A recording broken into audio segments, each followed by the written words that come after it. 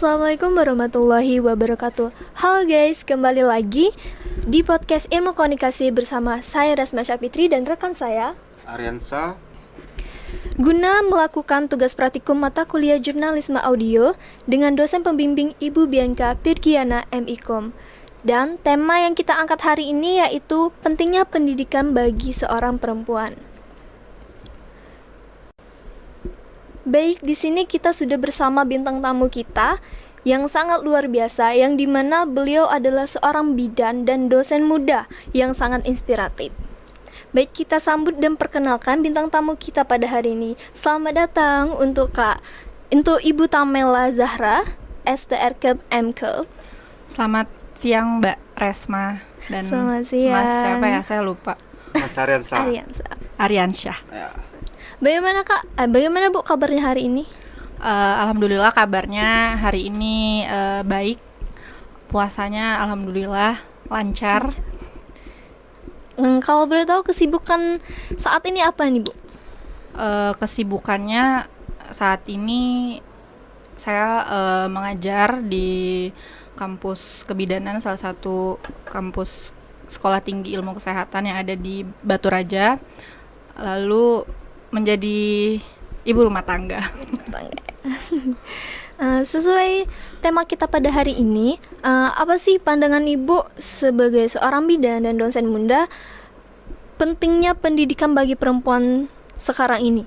Dan karena banyaknya di luar sana yang mengatakan pendidikan bagi perempuan itu tidak terlalu penting dan pada akhirnya akan kembali ke dapur gitu. Bagaimana menurut Ibu? Ya, menurut saya gitu ya, kalau pendidikan itu sebenarnya kami di kebidanan itu juga mengajarkan bagaimana pentingnya pendidikan, bagaimana pentingnya pemberdayaan perempuan, apalagi melalui pendidikan gitu ya.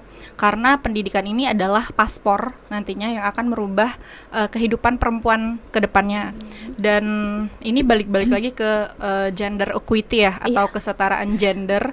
Jadi sekarang ini kesetaraan gender ini masuk ke dalam tujuan pembangunan nasional ya, pernah dengar nggak?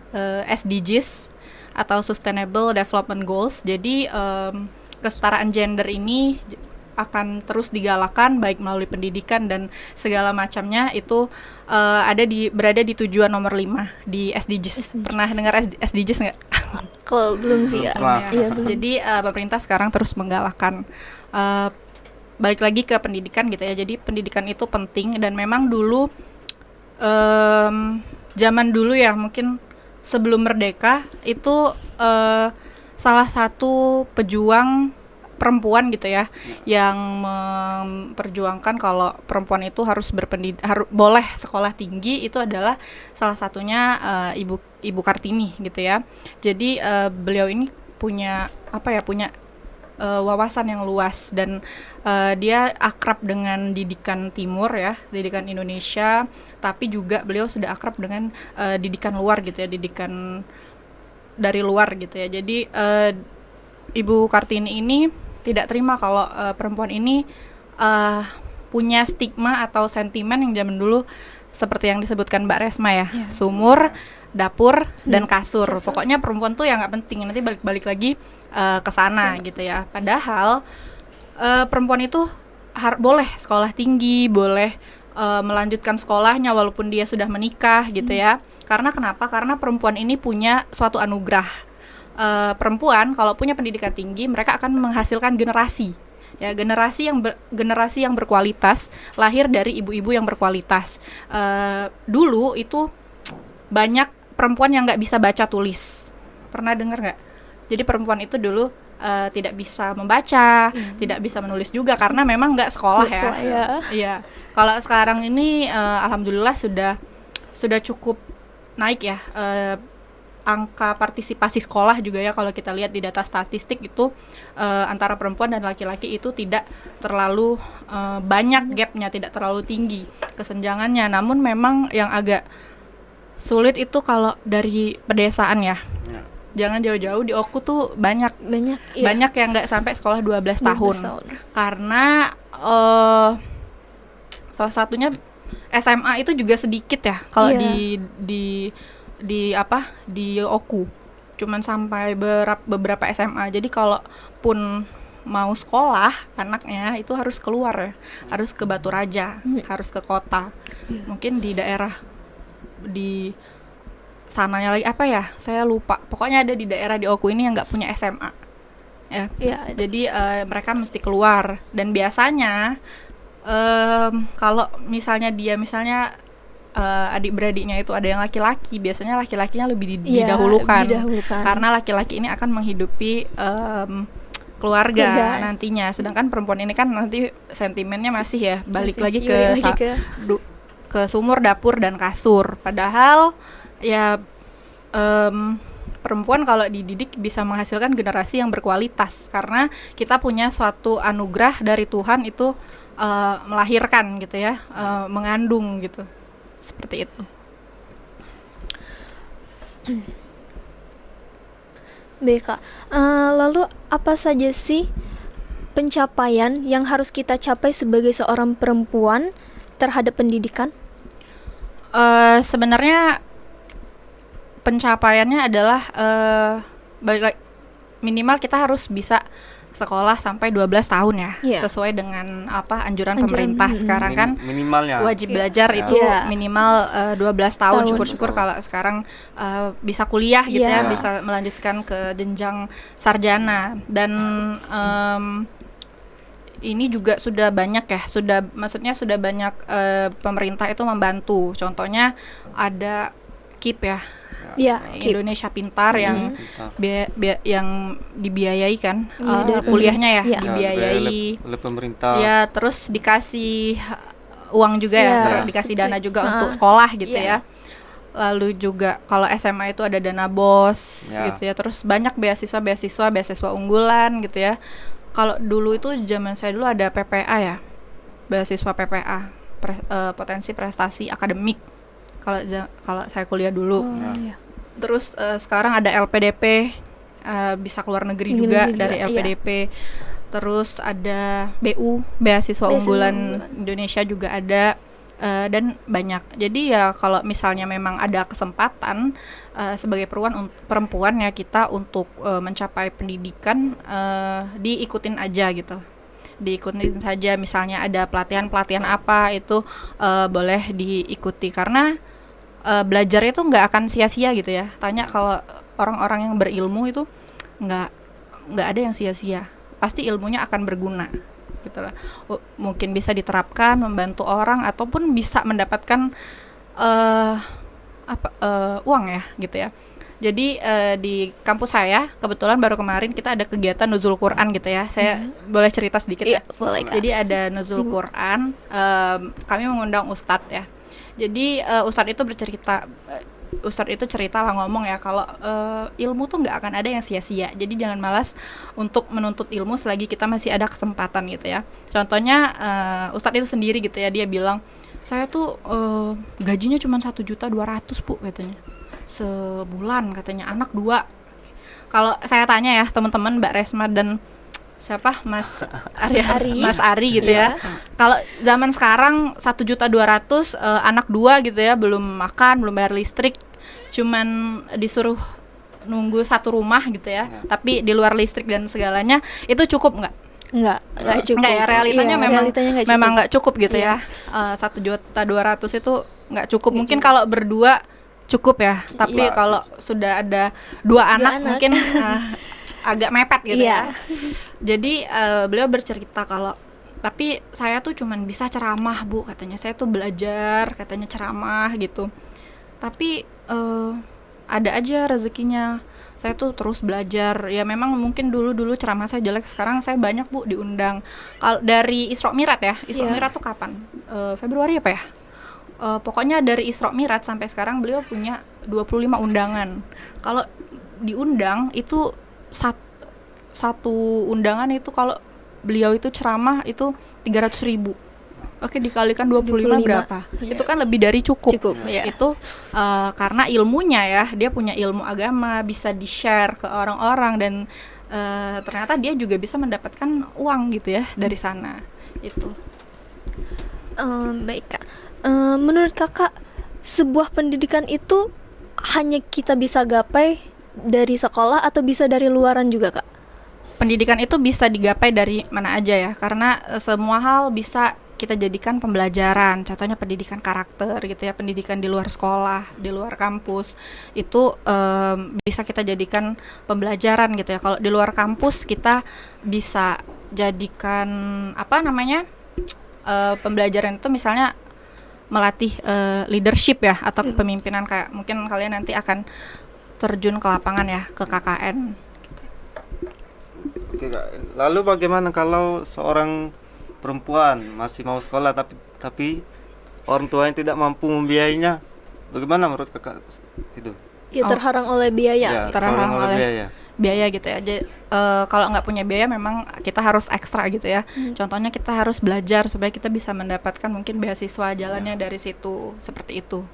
Ya kalau kita tuh nggak punya biaya, memang sekolah itu besar ya, apalagi untuk sekolah sarjana, magister, dan dokter, ada segala macam ya. Pokoknya sekolah itu cukup menguras biaya gitu ya. Jadi ya kalau memang kita punya keinginan mau sekolah gitu ya, harus ekstra yang bagaimana ya, harus 2 kali ekstra belajar ya dari teman-teman kita yang lain yang punya biaya gitu ya.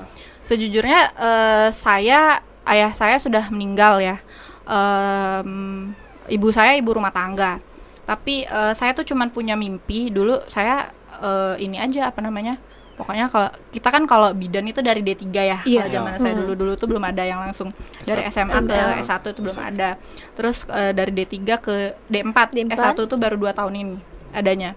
Jadi D4, terus saya bikin aja, saya nanti akan jadi ini, gelar saya tulis aja. Itu adalah mimpi kecil saya yang ternyata saya bisa achieve ya, saya bisa raih. Tapi memang saya meraihnya dengan bukan berdarah-darah ya, dengan susah payah gitu ya. Dan berusaha. Iya, dari mana saya biayanya? Mungkin doa orang tua saya, doa ibu saya, atau rezeki juga dari Tuhan. Saya bisa melanjutkan pendidikan saya di backup oleh keluarga almarhum ayah saya. Seperti itu. Jadi ada aja rezekinya kalau memang kita serius ya untuk achieve cita-cita gitu. Dan bagaimana pandangan Kak kalau seorang perempuan itu berpendidikan tinggi, maka laki-laki sering minder? Oh, Iya. kalau perempuannya pendidikannya tinggi, laki-lakinya insecure. Oh, Minder. mudah aja ya, berarti dia bukan jodoh kamu gitu ya, ya enggak? Iya. Tidak ada ruang untuk laki-laki yang insecure gitu ya. Sebenarnya kalau dalam maksudnya percintaan gitu ya, pendidikan tuh juga sebenarnya bisa jadi gap juga. Mungkin nanti ada obrolan-obrolan yang senjang gitu ya. Tapi ya selagi memang keduanya cocok, mau ya nggak apa-apa. Cuman kalau laki-lakinya udah insecure duluan. Tidak berdaya juga ya berarti ya. Nggak ada ruang ya kalau menurut saya. Berarti ya cari lagi, bukan jodoh kamu gitu ya. Nggak perlu insecure karena contohnya saya gitu ya, saya dan suami saya itu belum menamatkan jenjang sarjana gitu ya, tapi dia bisa menghandle saya gitu. Jadi ada ya, kalau dalam ini ada kekurangan dan ada kelebihannya masing-masing gitu ya. Kita yang pintar dalam akademik itu belum tentu kan kecerdasan itu ada IQ, ada EQ dan SQ gitu ya. Jadi ada orang yang memang pintar emosionalnya. Saya kalau laki-laki itu kan banyak solusinya ya. Jadi saya juga sering tukar pikiran sama suami saya gitu.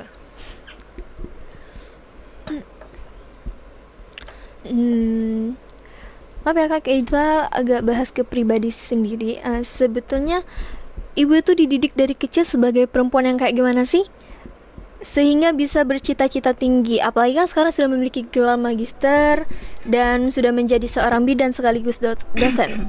Bagaimana tuh? Sebenarnya orang tua saya dulu ya kayak anak biasa ya, maksudnya saya tuh nggak pernah minta dikasih tuh enggak, tapi harus menyelesaikan kewajiban dulu, baru dikasih. Terus juga dari kecil memang saya banyak ikut les-les gitu. Terus dinasihati ya kalau perempuan itu ya harus mandiri, harus mandiri, pokoknya harus bisa berdiri di kaki sendiri, tapi tidak melupakan fitrahnya sebagai seorang perempuan yang akan menjadi ibu dan juga menjadi istri. Itu sih.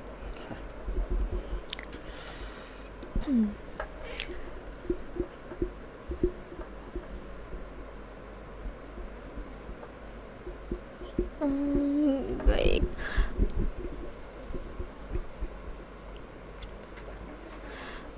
Ada nggak sih Kak tips-tips atau pesan bagi perempuan yang ada di Indonesia yang sedang meraih pendidikannya atau yang ingin meraih cita-citanya?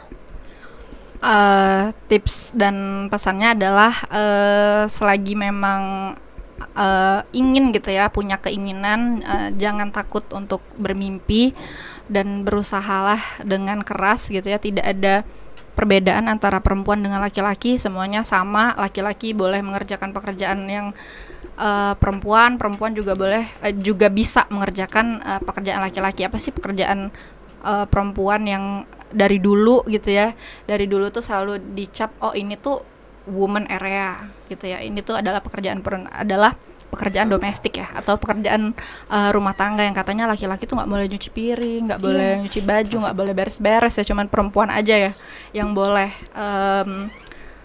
boleh ya memasak, itu boleh. Kayak pernah lihat nggak anak-anak TK itu fun cooking atau cooking class? Benar. Kenapa ditambahkan di sekarang itu ya fun cooking atau cooking class, atau belajar naruh sepatu sendiri ya, anak-anak dibiasakan anak dari TK gitu ya.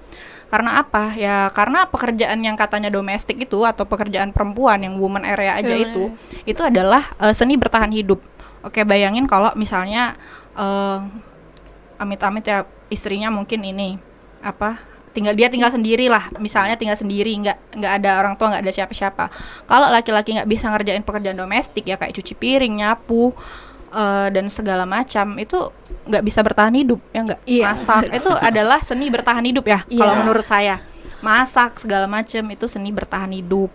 Karena bayangin kalau kita beli terus ya, atau misalnya ada air, ada sabun, tinggal cuci. Ngelondri terus gitu ya, itu kan budgetnya agak ini ya gitu, agak melejit gitu ya, bisa dialihkan ke yang lain gitu ya, harusnya seperti itu sih. Jadi jangan malu, kayak misalnya nggak mau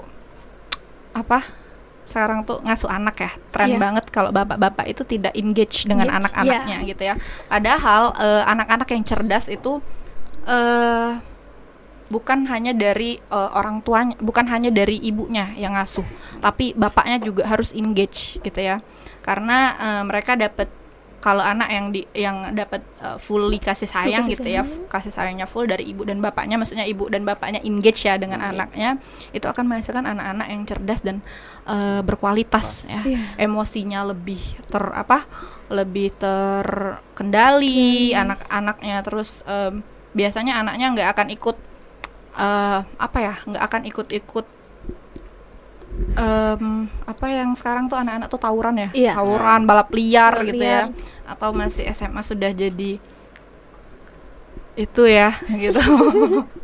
Itu biasanya anak-anaknya nggak akan nakal gitu ya, karena saya bukan ngomong ya, tapi ini adalah banyak dari penelitian baik di luar negeri maupun di Indonesia juga banyak penelitiannya yang menyatakan seperti itu gitu.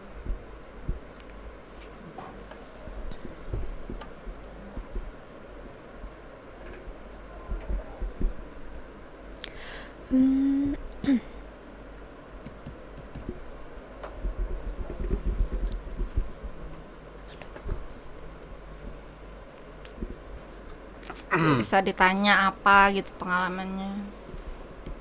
Ya, ibu kan mengajar di suatu perguruan. Ya.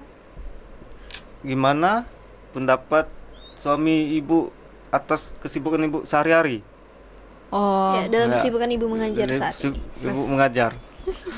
kesibukan saya gitu ya Iya, sehari-hari. gimana? Ya balik lagi ya ke apa namanya?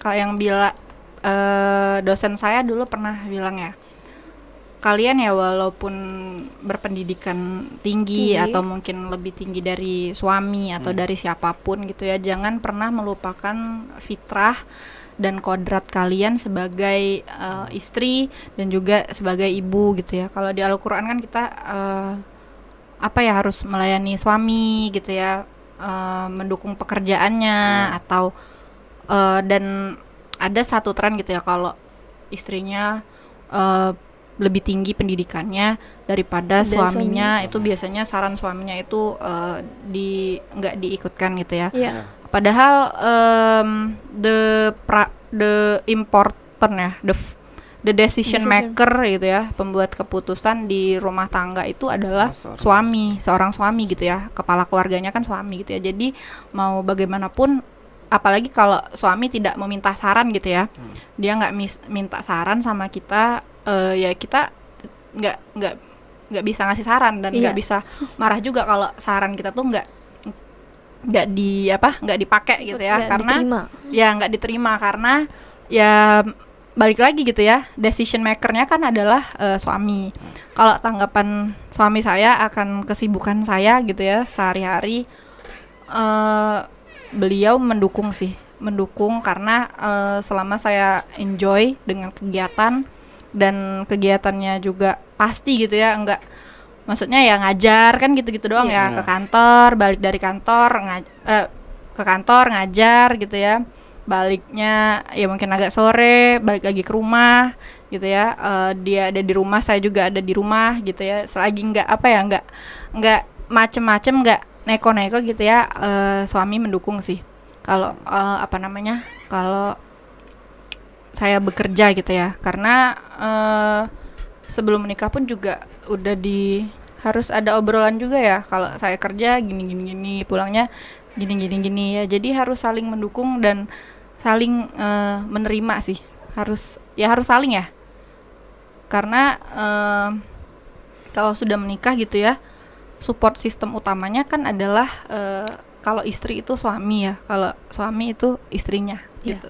Jadi harus saling tahu lah, gitu, saling mendukung gitu.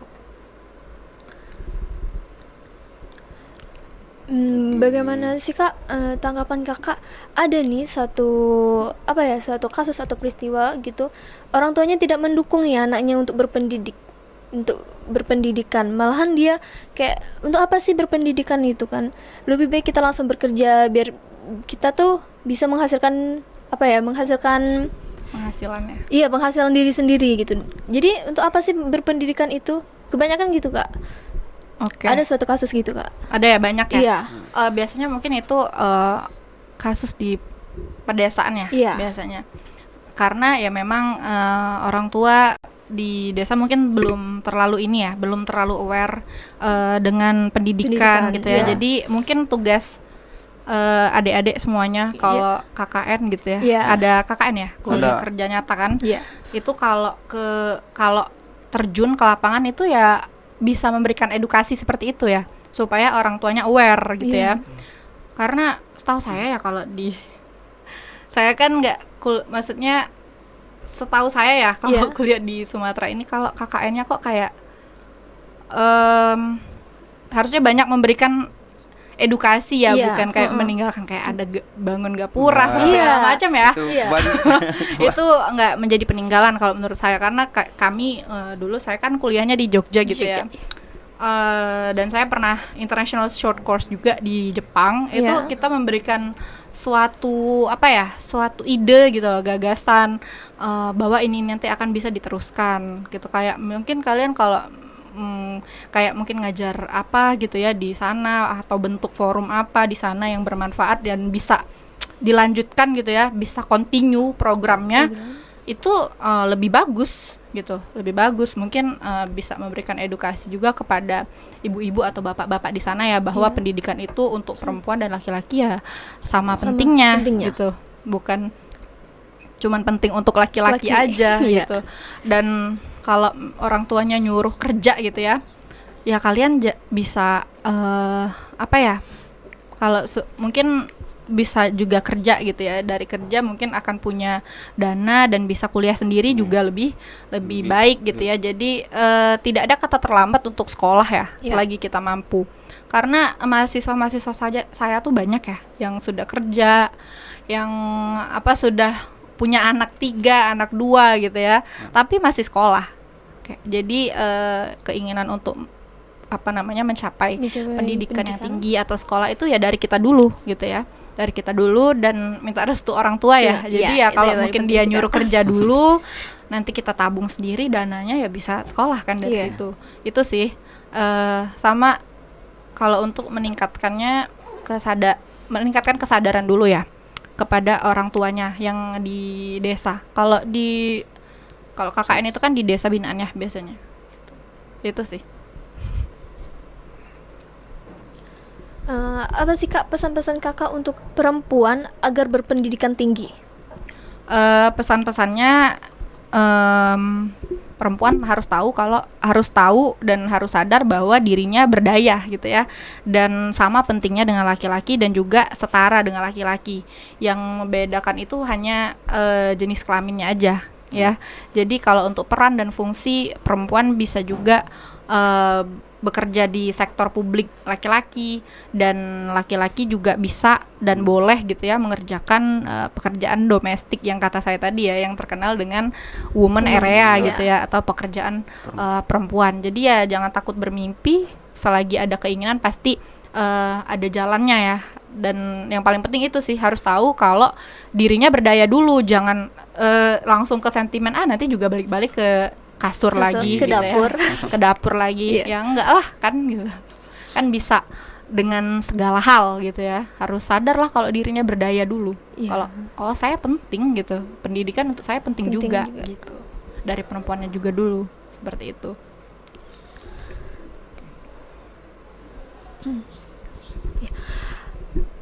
Oke, baiklah. Mungkin itu saja pembahasan kita pada hari ini. Semoga dalam pembahasan kita hari ini menambah wawasan dan ilmu kita.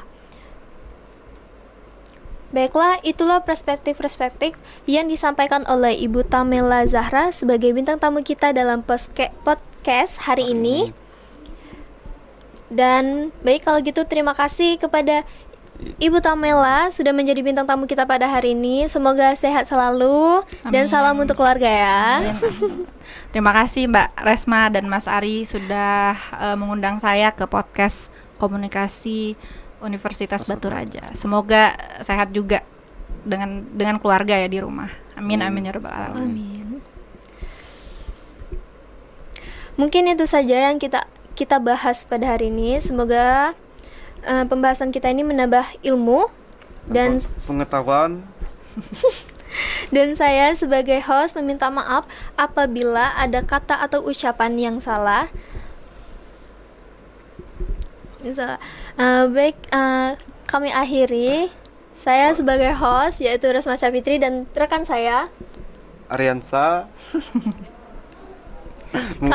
kami ucapkan minal aizin wal faizin Mohon maaf lahir dan batin untuk yang merayakan hari Raya Idul Fitri.